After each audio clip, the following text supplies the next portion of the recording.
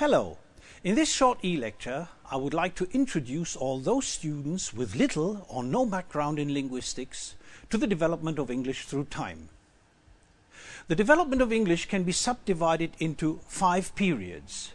The beginning, that is, the time before the English arrived. The Old English period from 600 to 1100, the Middle English period from 1100 to 1500, the Early Modern English period from 1500 to 1700, and the period of present-day English from 1700 until today. So let's move back in time and start more than 2000 years ago. The first Indo-European speakers to arrive on the landmass, now called England, were probably the Celts. We do not know exactly the date of their arrival, but they were already on the British Isles several centuries before the birth of Christ. Beginning in 55 before Christ, Julius Caesar, the Roman Emperor, made several attempts to invade Britain, but it was not before 50 after Christ that most of the land was under Roman domination, except for the northern part, which remained unconquered.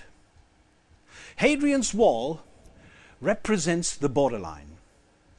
England became Rome's westernmost outpost and was gradually Romanized. In 410 after Christ, the Roman legions were withdrawn from Britain, leaving chaos. The Picts raided from the north, and the Scots from Ireland, while the Jutes and the Saxons attacked the eastern coasts. Throughout the 5th and 6th century, the Britons were slowly driven back into the mountain areas of Cumbria and Wales. Germanic-speaking tribes replaced the Celtic peoples. The earliest period in the history of the English language is referred to as the Old English period. And the origin of this Old English period goes back to the 5th century after Christ, when Germanic tribes invaded Britain. These tribes were the Saxons, the Angles, and the Jutes. Linguistically, the Old English period is generally defined as from 600 to 1100 after Christ. Due to the strong Germanic and especially the strong Saxon influence, the Old English period is often also referred to as Anglo-Saxon English. Its geographical extension was approximately identical with today's area of England. Like its ancestor languages, Old English was synthetic, with numerous agglutinating tendencies. It inherited most phonological and morphological properties from Germanic and had a relatively free word order. Let's listen to an example.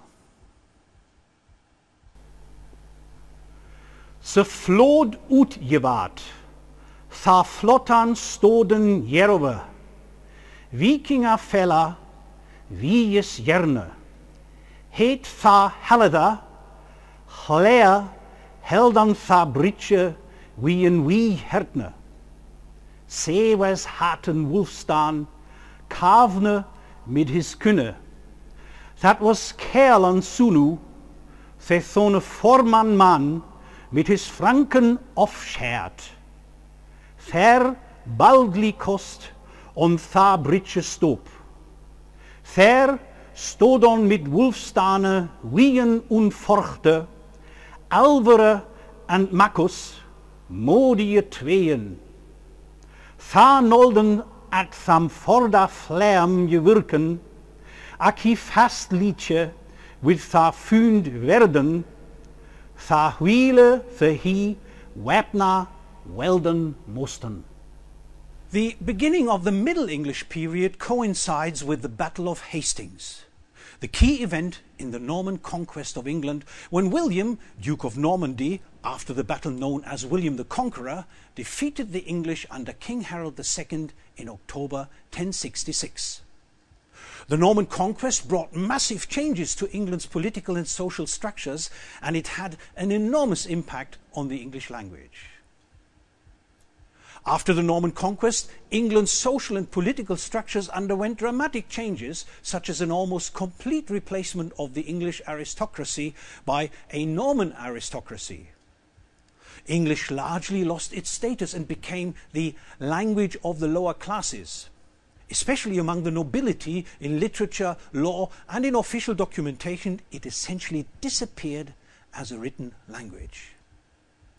The year 1204 marks the turning point when King John, nicknamed John Lack-Land, lost his English possessions in France, leading to a gradual decline of French as an official language in England. By the 13th and 14th centuries, even the children of the English nobility no longer learned French as their native language. English had become the new medium of instruction. Although French remained the official language of England well into the 14th century, two events of that time sealed its fate. The first was the Black Death, when between 1348 and 1351, 1/3 of the people in England died. This led to enormous labour shortages and an increase of the prestige of English, which was the language of the working class.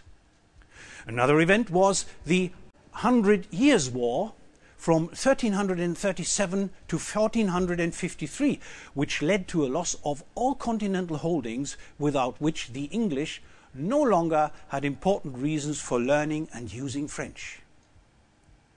The end of the Middle English period is marked by several historical incidents where the first two had an enormous impact on the development of English.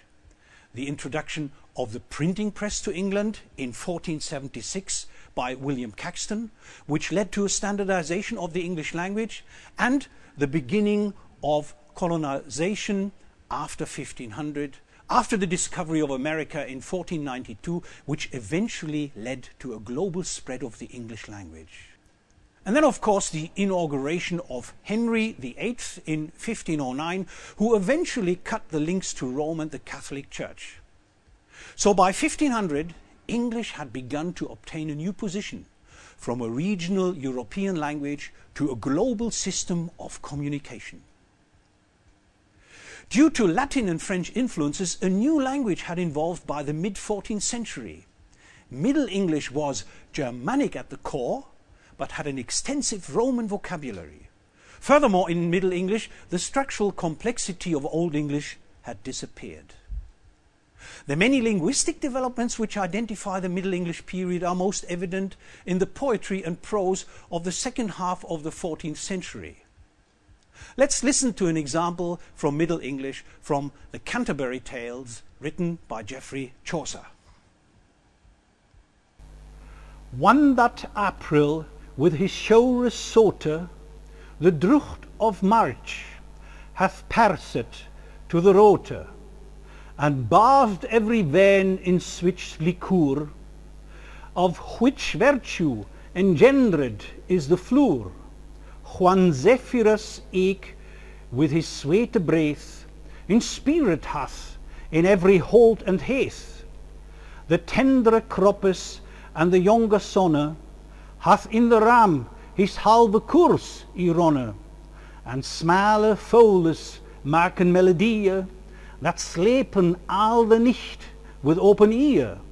So prikketh hem naturen hier courageous, van a longen volk to goon on pilgrimages, and palmres for to seken stronge strondes, to ferne halves, cool in sundry londes. The beginning of the early modern English period coincides with the ascendancy of Henry VIII to the throne in 1509.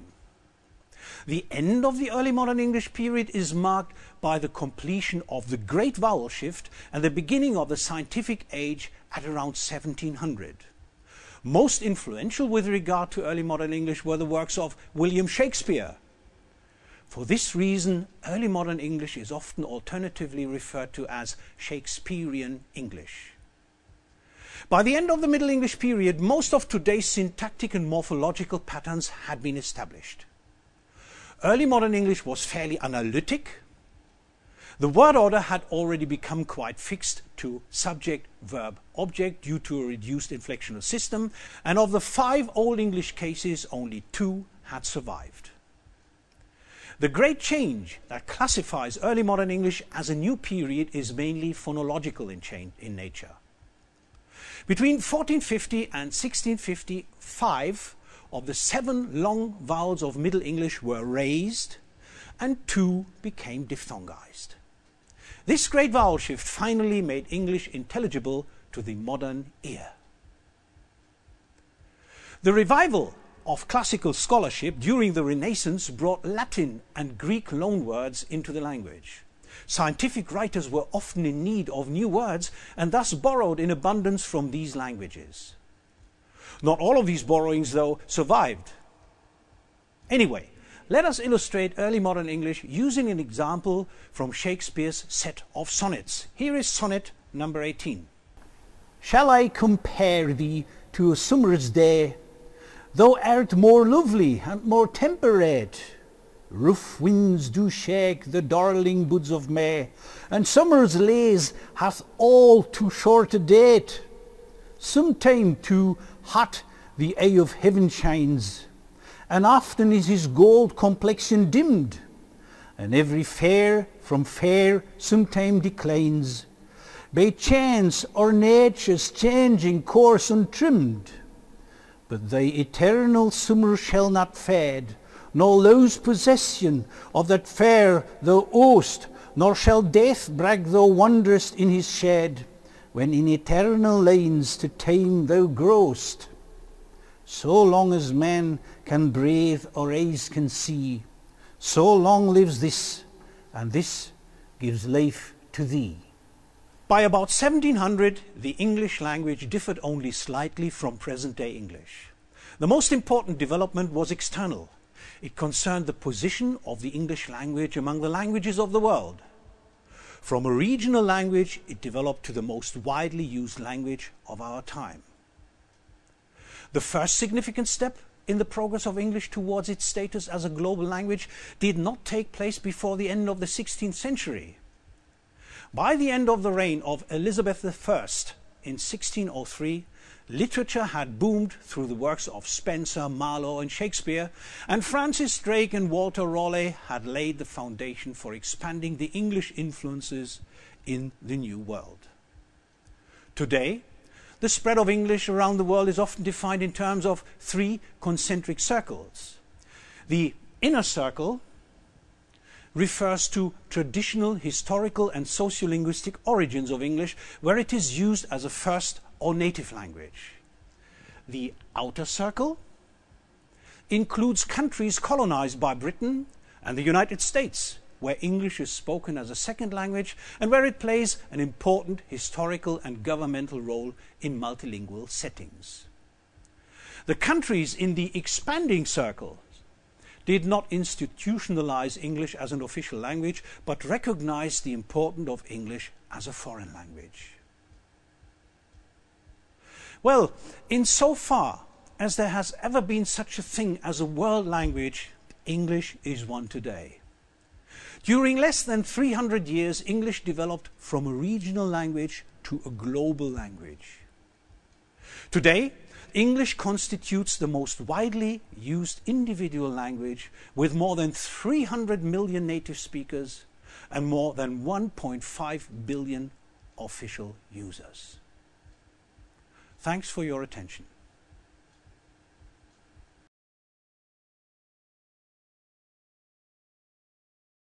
I don't know exactly the date of their arrival, but they were already on the British Isles several centuries before the birth of Christ. Beginning in 55 before Christ, Julius Caesar, the Roman emperor, made several attempts to invade Britain, but it was not before 50 after Christ that most of the land was under Roman domination, except for the northern part, which... Hello. In this short e-lecture, I would like to introduce all those students with little or no background in linguistics to the development of English through time. The development of English can be subdivided into 5 periods. The beginning, that is, the time before the English arrived. The Old English period from 600 to 1100 that remained unconquered.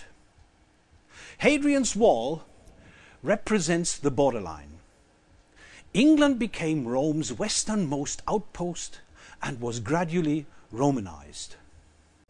In 410 after Christ, the Roman legions were withdrawn from Britain, leaving chaos. The Picts raided from the north, and the Scots from Ireland, while the Jutes and the Middle English period from 1100 to 1500, the early modern English period from 1500 to 1700, and the period of present-day English from 1700 until today. So let's move back in time and start more than 2,000 years ago. The first Indo-European speakers to arrive on the landmass, now called England, were probably the Celts. We do know the Saxons attacked the eastern coasts. Throughout the 5th and 6th century, the Britons were slowly driven back into the mountain areas of Cumbria and Wales. Germanic-speaking tribes replaced the Celtic peoples. The earliest period in the history of the English language is referred to as the Old English period. And the origin of